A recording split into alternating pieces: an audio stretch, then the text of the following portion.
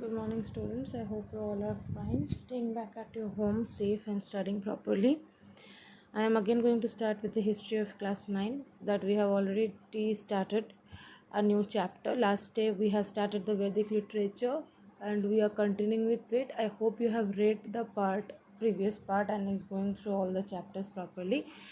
Now, as I have told you that Vedic literature started with the Aryan invasion in India and they are giving us a knowledge about the first ever literature that is found in our Indian continent, and they have constructed their ideas in different books through different names, and they only have constructed what today we follow in our society, in our life, in our religious manner, social, political issues, everything.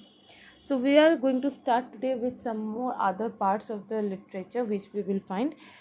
They are the economic, social, and political religious part of the Aryans is shown by different books.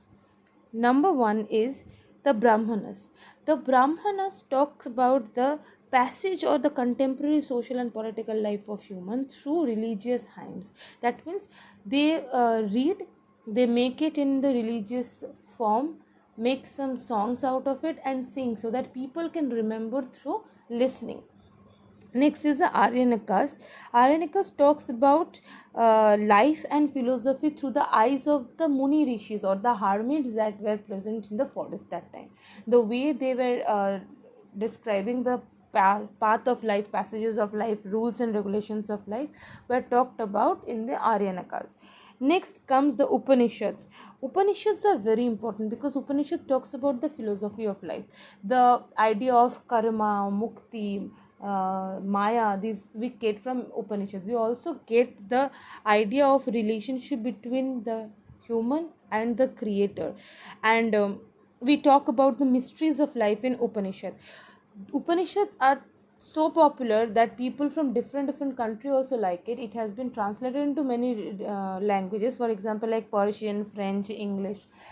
And Upanishads are 300 in number. Four of them are very famous. Number one is the Chandogya, the Brihadaranyas, the Athreya, and the Taitras. These are very important because they consist the valuable information of the social and religious conditions of the Aryans.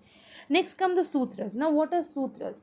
These are the books which started writing about the transformations of human life. Like today, the way you are living, maybe 10 years back, you will not be living in the same way. And they did not write on the old books whatever changes were coming in the society. They started writing in new books, and Sutra is one of such.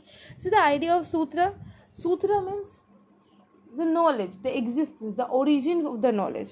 Sutras can be divided into three parts, that is the Shrota Sutra, the Griha Sutra, and the Dharma Sutra. Shrota Sutra deals with the yajnas, sacrifices, and religious part of the Aryans. Griha Sutra deals with the family life of the Aryans, and Dharma Sutra deals with the social, civil, criminal part of the Aryans.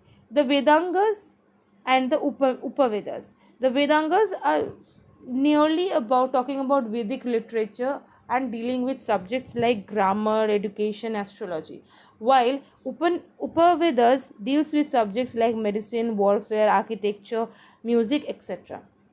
Now, six dharmas or school of Indian philosophy.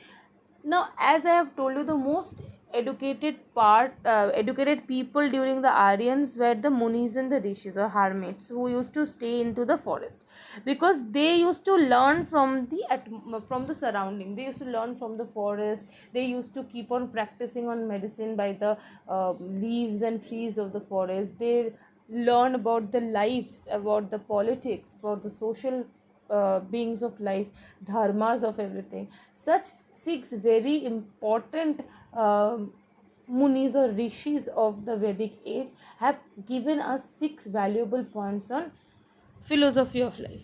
Who are the first? We have to know who are the six munis and rishis. Number one is Kapila, Patanjali, Gautama, Kanat, Jamini, and Vyas. These are the six munis, and they have constructed new ideas of life.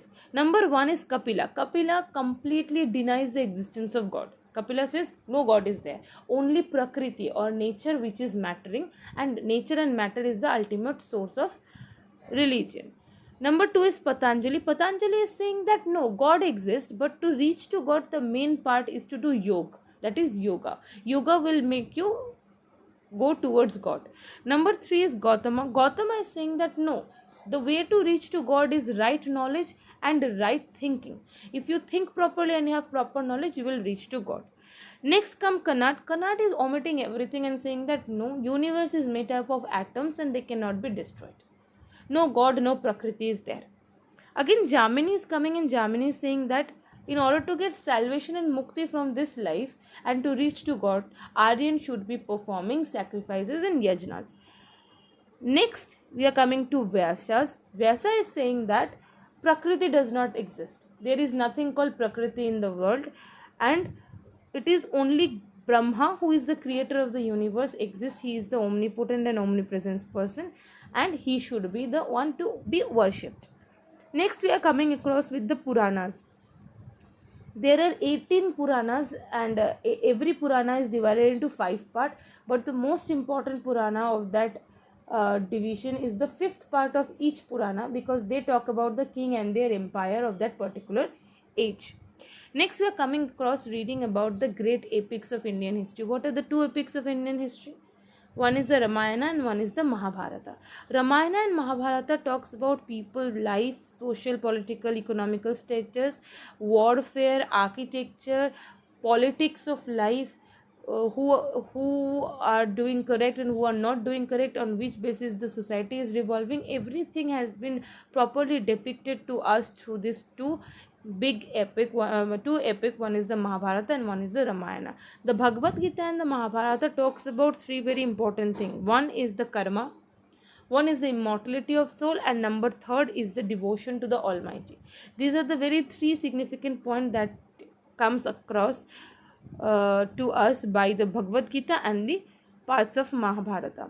Next come the Dharma Shastra. See, the word Dharma Shastra only talks about the ideas, or what is correct and what is not, how the society should be moving. These ideas are given to us by the Dharma Shastras, that what is a crime, what is a civil duty, what should be the way of people should live, what are the society's rules and regulations.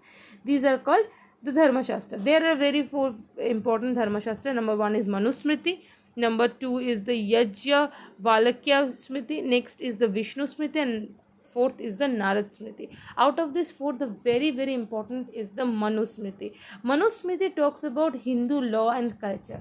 Manusmriti immediately divide the Hindu into varnas, that is the caste, and also divided a life of a person with a 25 years of span into 4 ashramas. They are Brahmacharya, Grihastha, Vanaprastha, and last is the sannyasa. What are the 3 or 4 parts? Why they are named as such? Brahmacharya or Brahmacharya is the first stage where a person or a small child goes to its guru in the Gurukul, stay over there and learn about all the policies, philosophies, social ideas of human life. Next is the Grihastha. When he come back from Gurukul, get married, settle up in his own family, have children and do a family life. Learn from the family life. That we call is a Grihastha. Next comes the Vanaprastha. Vanaprastha means where he will go to the forest. The 3rd is the Vanaprastha ashram, where he will go to the forest, attain knowledge, go for what we can say meditation, attaining knowledge about life. And last one is the sannyas, when he will take away, leave away all the wants and requirements of human life from him, go and do meditation, take enlightenment, attain the knowledges, and then preach it to the other people who need to be guided. These are the 4 ashramas on which the Dharma Shastra or Manusmriti is dividing the life. Manusmriti is also dividing the life of Hindus into 4 castes. We will be reading about it in the next video. I hope you are understanding what I'm teaching. I'm putting some kind of a chart also to show what are the divisions of Vedic literature that time. And I hope you will read. I'll come back in the next video with more explanation. This chapter is a huge one. We need to have proper explanation of this chapter. So I am putting the chart for you. See, this is the chart where we can divide the Ved into Rig Ved, Yajurved, Samaved, and Atharva Ved. From Rig Ved, we are getting Samahita, Brahmana, Atreya, Shankhana, Aranyaka, and Upanishads. From Yajurveda, we are getting Samahita, Brahmana, Satpatha Brahmana, Tatriya Brahmana, Maitrayana, and Aranyaka, and along with that, we are getting Upanishad. Uh, Samaveda, we are getting Samhita, Brahmanas, and other part along with Upanishads. And Atharva Veda, we are getting Samaveda, Brahmana, Gopatha, Aranyaka, and Upanishads. These are the part of the Hindu religion on which, oh sorry, these are the part of the Vedic literature under which head we are getting several kind of knowledges, and on which we depend in order to construct our own society. So I hope you have understand this particular part. Will continue reading more, and will continue with the other part of the explanation as well. Thank you and have a nice day.